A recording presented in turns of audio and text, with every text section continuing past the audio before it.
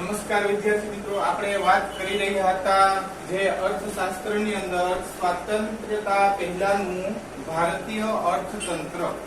આની અંદર આપણે અગાઉ જે 6 મુદ્દાઓની ચર્ચા કરી ચૂક્યા છીએ. એની અંદર રેલવે, માર્ગ પરિવહન, ખેતી, પછી મહેસૂલ, એના વિશે આપણે અગાઉ ચર્ચા કરી ચૂક્યા છીએ. હવે આપણે અહીંયા એના પછીના જે મુદ્દાઓ છે એને વિગતવાર સમજવાનો પ્રયત્ન કરશું. તો એના દ્વારા આપણને સ્વતંત્રતા પહેલાનું જે અર્થતંત્ર છે એના વિશે આપણે વિગતવાર સમજી શકીએ. તો 7મો મુદ્દો છે, અહીંયા જોઈએ તો કે કરવેરાના ઊંચા દરો. તો ત્યારે કરવેરાના જે દરો છે એ કેવા, આપણે જેમ જોયું અગાઉ કે મહેસૂલ છે, તો કે જમીનમાં જે મહેસૂલ ઉઘરાવવામાં આવતો તે અમુક એવા જમીનદારો દ્વારા ડબલ કરી દેવામાં આવ્યા હતા, અને જેથી કરીને ખેડૂત છે એને વધારે મહેસૂલ ચૂકવવો પડતો હતો. અને અહીંયા હવે જે કરવેરા, તો કે જો અહીંયા જે પણ કઈ માલ સામાન વેચવામાં આવે છે, એનો વેપાર કરવામાં આવે છે, એ વેપારમાં જે દર લગાડવામાં આવે છે તેને અહીંયા જો મહેસૂલ કરવેરાના જે ઊંચા દરો છે, બ્રિટિશ શાસન દરમિયાન દાદાભાઈ નવરોજીની ગણતરી મુજબ 1876 માં ઊંચી આવક વાળા બ્રિટનમાં કરવેરા દ્વારા રાષ્ટ્રીય આવકના 8% જેટલો હિસ્સો આપતા, જ્યારે ભારતમાં નીચી આવક વાળા પાસેથી 15% જેટલો રાષ્ટ્રીય આવકનો હિસ્સો કરવેરા રૂપે ઉઘરાવતા હતા. ત્યારે દાખલા તરીકે મીઠા પરનો કરવેરો, આ ઉદાહરણ આપેલું છે. મીઠા ઉપરનો કરવેરો છે ત્યારે લાદવામાં આવેલો હતો. શું કામ કે મીઠું ત્યારે આપણે જોઈએ છે કે મીઠું છે જીવન જરૂરિયાત ચીજ વસ્તુ છે અને તેની બધાની જરૂર પડતી હોય છે. અને આપણા અહીંયા ભારતમાં આટલા બધા દરિયા કિનારો હોવા છતાં અહીંયા મીઠાનું સરળતાથી ઉત્પાદન થવા છતાં એ લોકો કેવું કરતા, ત્યારે ઇંગ્લેન્ડમાંથી મીઠું મંગાવતા જહાજો ભરી, અને એ અહીંયા આવીને વેચતા.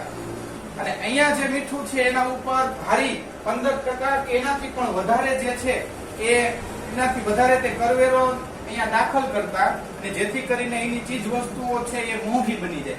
તો મોંઘી વસ્તુ છે, કરવેરા એટલા બધા નાખવામાં આવતા કે મોંઘી વસ્તુ કોઈ ખરીદે નહીં, અને એનું જે વસ્તુ ઇંગ્લેન્ડમાંથી આવતું તે અહીંયા તે આપણા કરતા સસ્તા ભાવે વેચતા હતા, જેથી કરીને અહીંયા આપણો જે ઉદ્યોગ ધંધો છે તે પડી ભાગે. આવી એ લોકોની કૂટનીતિ હતી. જે પણ કઈ નીતિ નિયમો એને દાખલ કર્યા હતા એ સમયગાળા દરમિયાન, આ બધા જ નીતિ નિયમો ભારતના ઉદ્યોગ ધંધાના બિલકુલ વિરોધમાં, અને એના બ્રિટિશ ઉદ્યોગ ધંધા જે પણ કઈ વિકસાવેલા હતા એ બધા એકદમ ઝડપથી આગળ વધે અને બ્રિટિશ શાસન છે એને વધારેમાં વધારે લાભ થાય, દરેક પ્રયત્નો એવા કરવામાં આવ્યા હતા. તો અહીંયા આપણે કરવેરાનો જે ઊંચો દર છે એ આપણે અહીંયા જોયું કે ભાઈ બ્રિટિશ એ સમયનું આપણે અહીંયા જોયું કે 1876 માં બ્રિટિશ શાસન હતું, તો રાષ્ટ્રીય આવકમાં એનો ભાગ માત્ર 8% હતો. એના બ્રિટનમાં જો માત્ર રાષ્ટ્રીય આવકનો ભાગ છે એ કરવેરામાં 8% જેટલો રહેતો હોય, અને આપણું ભારત છે અહીંયા ત્યારે તો એટલું બધું આપણું ભારત આગળ ન હતું, એના કરતા તો ભાઈ આપણી જે પણ કઈ કરવેરાની નીતિઓ છે એ એટલી બધી હજી આગળ ન હતી. છતાંય તમે જુઓ કે ભાઈ એનો ભારતમાંથી એ લોકો 15% જેટલો રાષ્ટ્રીય આવકનો હિસ્સો કરવેરા રૂપે ઉઘરાવતા. શું કામ કે જે પણ કરવેરાનો હિસ્સો આવતો અને એમાંથી તે લોકો પાછું વધુ રોકાણ કરી શકે, ફરીથી પાછું દેશ ભારતના કોઈ ઉત્થાન માટે કે એના વિકાસ માટે નહીં, પણ પોતાના જે પણ કઈ ઉદ્યોગ ધંધા છે એના વિકાસ માટે. એટલે એનો સ્વાર્થ હતો. એટલા માટે જે કરવેરાના દરો છે ઊંચા રાખ્યા કે જેથી કરીને ભારતના લોકો પાસેથી આપણે વધુમાં વધુ એ લોકો પૈસા લઈ શકે, અને એ પૈસા પાછા એ ભારતમાં જ નવા નવા ઉદ્યોગ ધંધા અને અલગ અલગ પ્રકારના બિઝનેસ કરવા માટે એ લોકો ત્યાં રોકી શકે. તો આ માટે કરવેરાનો ઊંચો દર. 8મો મુદ્દો છે જકાતના વિવિધ દરો. તો કે જે માલ સામાન વેચવામાં આવે છે એના ઉપર જે જકાતના દર અગાઉ લાગુ કરવામાં આવતા, જોકે હવે તો જકાતના દરો છે એ નાબૂદ કરવામાં આવ્યા છે, પણ અહીંયા આપણે જોઈએ તો કે આયાત અને નિકાસ થતી વસ્તુઓ પર જે કરવેરો નાખવામાં આવે છે તેને જકાત કહે છે. ઈસ્ટ ઇન્ડિયા કંપનીએ મુઘલ બાદશાહ પાસેથી 1716 માં સનદ એટલે કે પરવાનગી મેળવીને તે પ્રદેશ પૂરતી જકાતોમાં માફી મેળવી હતી. હવે જો એ લોકોએ શું કર્યું કે જ્યાં વધારે ઉદ્યોગ ધંધો એનો ચાલતો હોય અને જ્યાંથી એને વધુ માલ સામાન એક સ્થળેથી બીજા સ્થળે, એક રાજ્યમાંથી બીજા રાજ્યમાં અથવા ઇંગ્લેન્ડમાંથી ભારતમાં જે માલ મંગાવવામાં આવતો એ પ્રદેશમાં એ લોકોએ શું કર્યું કે મુગલ બાદશાહ પાસેથી કોઈ પણ રીતે કૂટનીતિ કરી અને એ લોકોએ એની પાસે પરવાની મેળવી લીધી, એટલે કે સનદ મેળવી લીધી કે ભાઈ અમે અહીંયા આટલા આ જે એરિયો છે ત્યાં અમે ગમે તેટલો માલ સામાન મંગાવશું પણ એની ઉપર કોઈ પ્રકારનો જકાત લગાડવામાં આવશે નહીં. એટલે એને માલમાં તો રાહત મળી, તો સામે આપણા ભારતના લોકો જે પણ વેપાર ધંધો કરે છે એને તો કે એને ઊંચો જકાત દર નાખવામાં આવ્યો. એની વસ્તુ એકદમ મફતમાં એક જગ્યાએથી બીજી જગ્યાએ સરળતાથી જઈ શકે છે, પણ ભારતના લોકોએ પોતાનો જ દેશનો માલ પોતાના જ અલગ રાજ્ય કે પ્રદેશમાં વેચવો હોય તો એના ઉપર ઊંચા જકાત દરો ભરવાના. તો અહીંયા મેળવી અને પ્રદેશ પૂરતી જકાતોમાં માફી મેળવી ભારતના સુતરાઉ કાપડની નિકાસ પર 15% જકાત, જ્યારે બ્રિટનથી આવતા કાપડ પર માત્ર 2.5% જકાત. આટલો બધો ફરક ત્યારે જોઈ શકી કે તમે જો ભારતનું સુતરાઉ કાપડ વેચવું હોય અહીંયા એક જગ્યાએથી બીજે તો કે એમાં 15% જકાત હતી, અને ઇંગ્લેન્ડમાંથી જે પણ કઈ કાપડ આવતું બ્રિટનમાંથી આવતા કાપડમાં માત્ર 2.5%, 2.5% જકાત નાખવામાં આવી હતી. તો કે આ એકદમ વિરોધી જકાતના વિવિધ દરો છે એ પણ આપણે જોઈ શકીએ છીએ કે આના લીધે પણ આપણા ભારતના જે પણ કઈ ઉદ્યોગકારો હતા તે પડી ભાંગતા હતા અને તે લોકોને મોટું નુકસાન થયું હતું.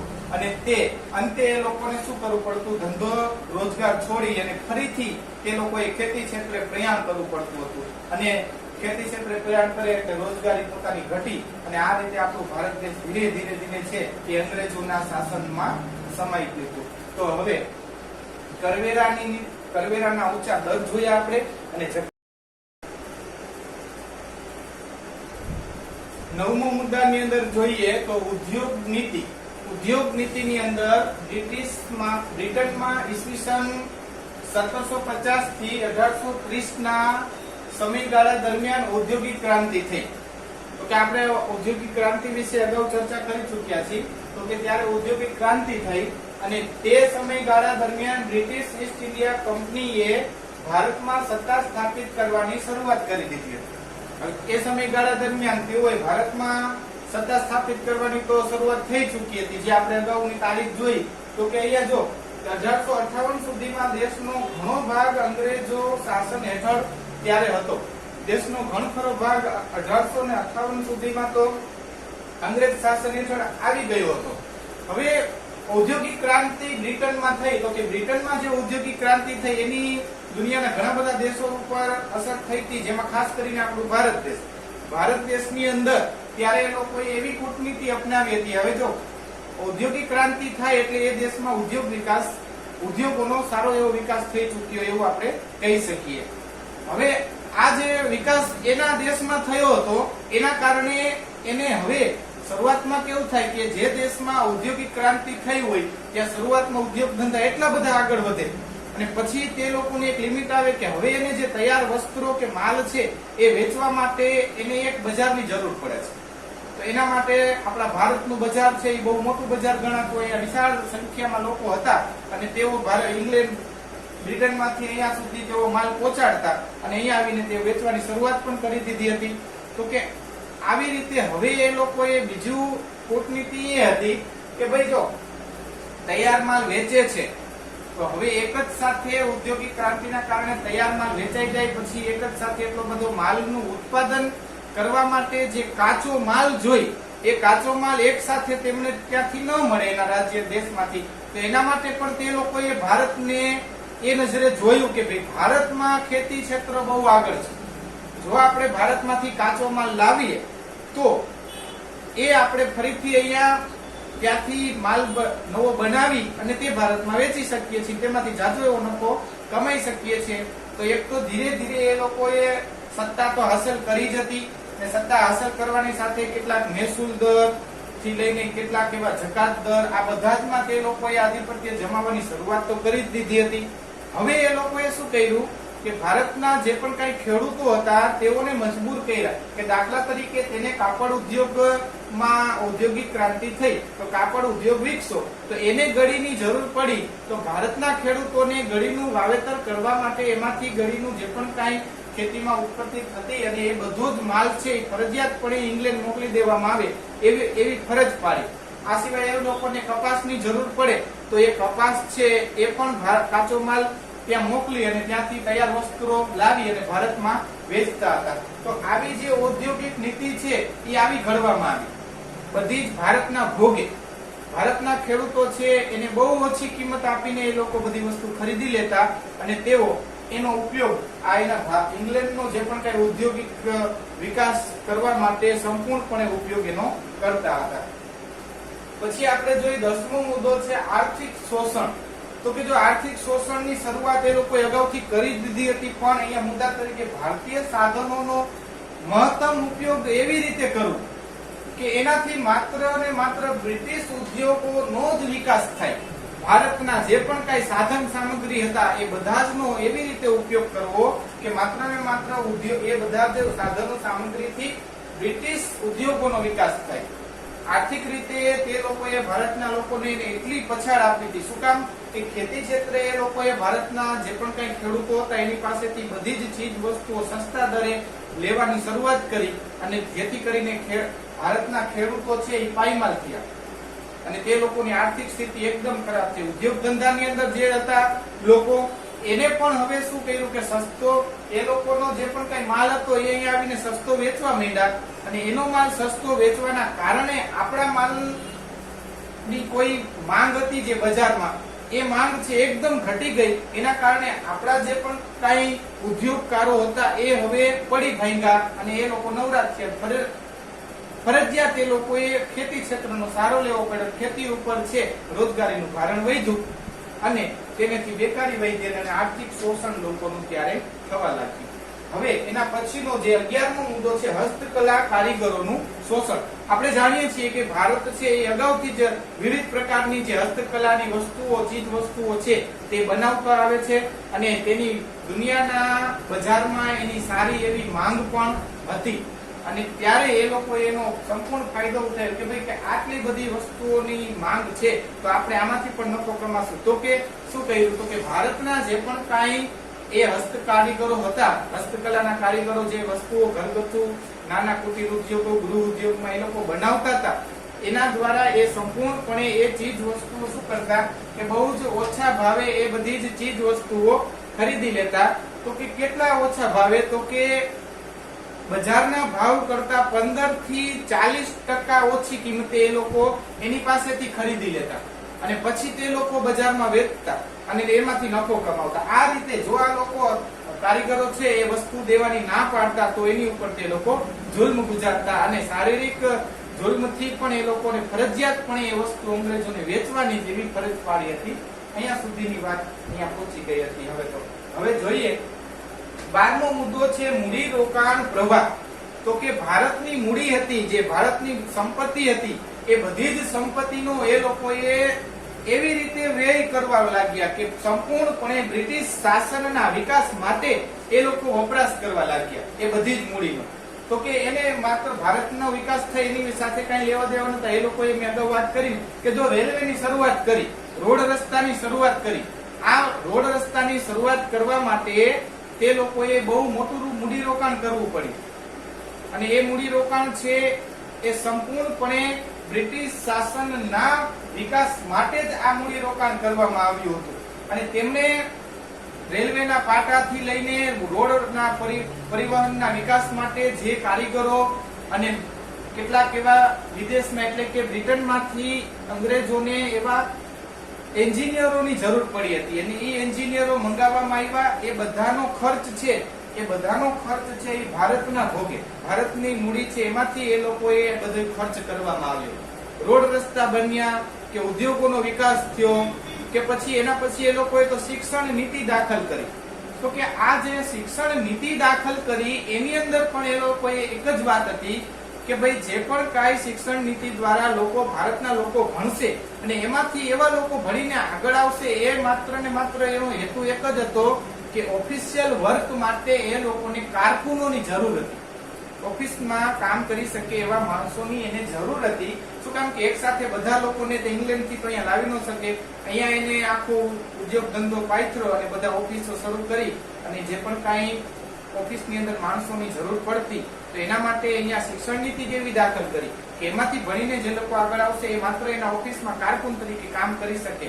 તો કે શિક્ષણ પાછળ જે મૂડી રોકાણ કરવામાં આવ્યું, રેલવે પાછળ મૂડી રોકાણ કરવામાં આવ્યું, આ સિવાય રોડ રસ્તા પાછળ જે મૂડી રોકાણ કરવામાં આવ્યું, આ બધું જ મૂડી રોકાણ છે એ ભારતના મૂડીનું જે પ્રવાહ છે એ એવો વે કરવામાં આવ્યો કે માત્ર ને માત્ર બ્રિટિશ શાસનનો સારો એવો વિકાસ થઈ શકે છે. પછી છેલ્લો 13મો મુદ્દો જોઈએ, વિવિધ ભરણાઓનો બોજો.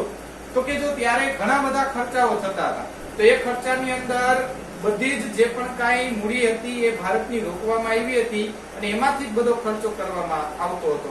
તો કે દર વર્ષે એ લોકો બ્રિટનમાં બજેટ બહાર પાડતા અને બ્રિટનમાં એ બજેટ રજૂ થતું હતું અને એમાં સંપૂર્ણ જે પણ કાંઈ બજેટ છે એનો ખર્ચો છે એ આપણા ભારત ઉપર લાદવામાં આવેલો હતો. તો કે જો સૈન્ય બળ દાખલ કરેલું હતું તેના જે પગાર છે એ બધી ભારતના મૂડીરોકાણમાંથી તે લોકોને પગાર આપવામાં આવતા. મોટા મોટા અફસરો, ઓફિસરોને, અહીંયા હોદ્દેદારોને અહીંયા નિમણૂક કરેલા હતા, એ બધાનો પગાર છે એ ભારતના ખર્ચે એ લોકોને આપવામાં આવતો હતો. તો કે જો અહીંયા આપણે જોઈ શકીએ છીએ કે ઈસવીસન 1924-25 ના વર્ષમાં બજેટ ખર્ચ 300 લાખ પાઉન્ડ હતું. ત્યારનું બજેટ 1924-25 નું બજેટ છે આ. તો કે આ બજેટ 300 લાખ પાઉન્ડ નું ત્યારે એ સમયગાળા દરમિયાન થયું. તો કે આ ખર્ચ બધો કોના ભોગે હતો? ભારતના ભોગે. ભારતની મૂડી રોકાણ બધી છે. તો કે વિદ્યાર્થી મિત્રો, આપણે આટલું જોયું. અહીંયા સુધી આપણે સ્વાતંત્રતા પહેલાના જે પણ ભારતીય અર્થતંત્રના આપણે અહીંયા 13 મુદ્દાઓની ચર્ચા કરી, એના ઉપરથી આપણને જાણવા મળ્યું કે ભાઈ સ્વતંત્રતા પહેલાનું જે ભારતીય અર્થતંત્ર હતું એમાંથી કઈ રીતે આ અંગ્રેજો છે એને આપણા ભારતમાં પગપેસારો કરી અને આખું જે આપણું ભારતીય અર્થતંત્ર છે એ પોતાના હાથમાં લઈ લીધું. અને અર્થતંત્ર જે એક એવી વસ્તુ છે જેનાથી તે લોકો આપણા શાસકો બની શક્યા. આ એક બહુ મોટો મુદ્દો છે કે ભાઈ અર્થવ્યવસ્થા છે, ભારતીય અર્થતંત્ર છે, આ અર્થવ્યવસ્થાને જો પોતાના હાથમાં લોકો લઈ શકે તો એનાથી સમજુ કે એ આપણો એક આધિપત્ય તરીકે એ ભારતમાં દાખલ થઈ ચૂક્યા હતા અને 150 થી 250 વર્ષ તે લોકોએ આપણી ઉપર રાજ કર્યું. તો માત્ર ને માત્ર એ આપણી અર્થવ્યવસ્થા એના હાથમાં ચાલી ગઈ. એના માટે આ અર્થવ્યવસ્થા એના હાથમાં ચાલી ગઈ અને એના કારણે આપણા ભારતને તેની ગુલામીનો ભોગ બનવું પડ્યું હતું. તો અહીંયા સુધી આપણે જોઈએ. હવે આપણે એના પછીનું જે પણ કઈ સ્વાતંત્રતા પછીનું જે ભારતીય અર્થતંત્ર છે એમાં કેવા બદલાવ આવ્યા તે આપણે આના પછીના વિડીયોમાં જોશું. નમસ્કાર.